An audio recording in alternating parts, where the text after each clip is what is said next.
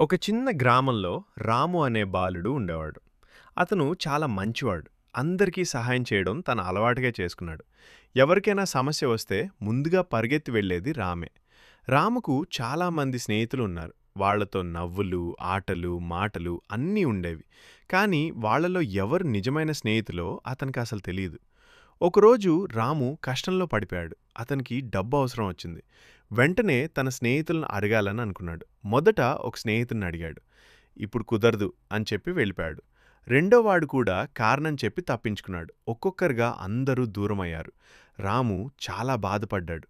ఇవాళ్ళంతా నా స్నేహితులే కదా అని ఆలోచిస్తూ ఒంటరిగా కూర్చున్నాడు.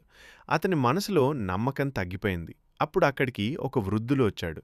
రాముని బాధను గమనించి అతని పక్కన కూర్చున్నాడు. వృద్ధుడు మెల్లగా చెప్పాడు, నిజమైన స్నేహితుడు సంతోషంలో కాదు, కష్టంలో కనిపిస్తాడు. ఆ మాటలు రాముని మనసులో మిగిలిపోయాయి. కొన్ని రోజుల తర్వాత రాముకు ఒక కొత్త స్నేహితుడు పరిచయమయ్యాడు.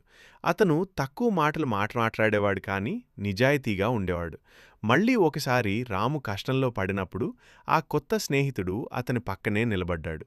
సహాయం చేసి అతనికి ధైర్యం ఇచ్చాడు. అప్పుడు రాముకు నిజమైన స్నేహం అంటే ఏమిటో అర్థమైంది. నిజమైన స్నేహితులు మాటల్లో కాదు, పనుల్లో కనిపిస్తారు. కాబట్టి మన జీవితంలో ఎవరు నిజమైన వారో గుర్తించడం చాలా ముఖ్యం.